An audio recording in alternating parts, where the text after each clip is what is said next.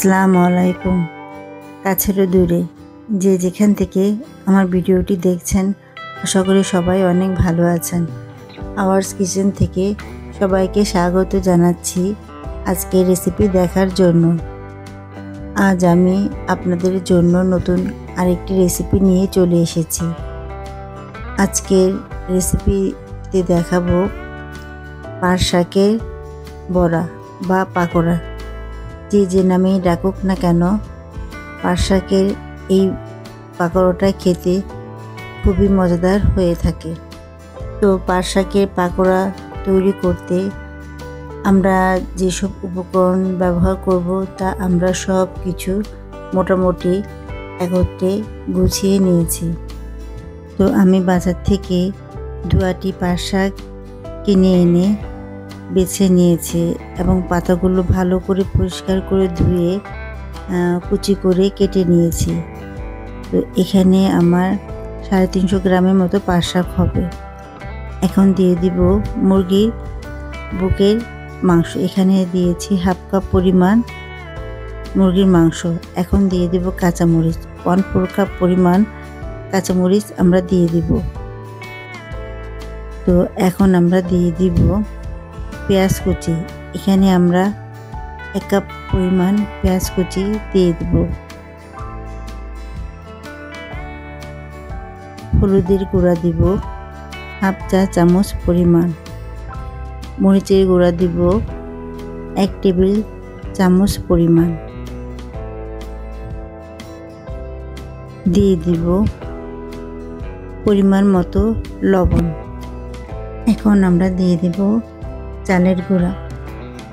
এখানে আমরা চালের গুঁড়া দেব 1/4 কাপ পরিমাণ।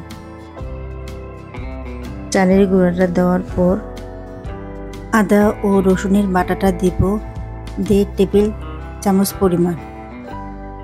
এ পর্যায়ে আমরা দিয়ে দেব বেসন। বেসনটা আমরা দিব 1/4 কাপ পরিমাণ। তো সব মশলা মোটামুটি আমাদের পাট শাকের পাকোড়াটাতে দেওয়া ভালো করে কষলিয়ে সব কিছু যাতে একত্রে ভালো করে বেসন মেখে নেব। চালের গুঁড়াটা পাট শাকের সাথে ভালো করে মিশে যায় এবং এমনভাবে কষলিয়ে মাখবো যাতে পাট শাক থেকে আমাদের রসটা বেরিয়ে আসে।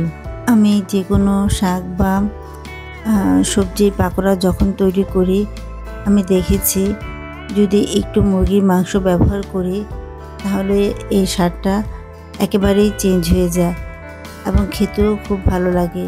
বাচ্চারাও এটা খুব পছন্দ করে, বিশেষ করে আমার বাচ্চারাও তো খুবই পছন্দ করে। আর এর সাথে চালের গুঁড়াটা ব্যবহার করলে এটা খেতে ভীষণ মচমচে হয়ে থাকে। তো আপনারা দেখে নিশ্চয়ই বুঝতে পারছেন পাট শাকের পাকোড়াটা আমরা কিভাবে বানাবো। একেবারে শুকনো হয়নি, আবার একেবারে ভেজা ভেজাও হয়নি। তো চুলায় একটি প্যান বসিয়ে রান্নার রেগুলার তেল আমরা 1.5 কাপ পরিমাণ দিয়ে দিব। তেলটা গরম হলে এখন আমরা একে একে দিয়ে দিব পাট শাকের পাকোড়া। অনেকটা ডালের বড়া যেরকম বানাই ঠিক এরকম করে আমরা দিয়ে দিব। তো পাট শাকের পাকোড়াগুলো আমরা প্রথম ব্যাচে সবগুলো দিয়ে দিয়েছি। তো 2 থেকে 3 মিনিট পর আমরা পাকোড়াগুলোকে একে একে উল্টিয়ে দিব। তো এক পিঠ হয়ে গেলে অপর পিঠও আমরা আরও 2 থেকে 3 মিনিট রাখবো। এ পর্যায়ে আমরা চুলার আঁচ লো মিডিয়াম হিটে রেখে পাকোড়াগুলোকে সুন্দর করে ভেজে নেব। তো পাট শাকের এই পাকোড়াগুলোকে আমরা আবারও একটু উল্টিয়ে নিচ্ছি এবং এটা যেহেতু শাক দিয়ে পাকোড়া করছি তো কালারটা সবুজ রেখে আমরা ভেজে নেব।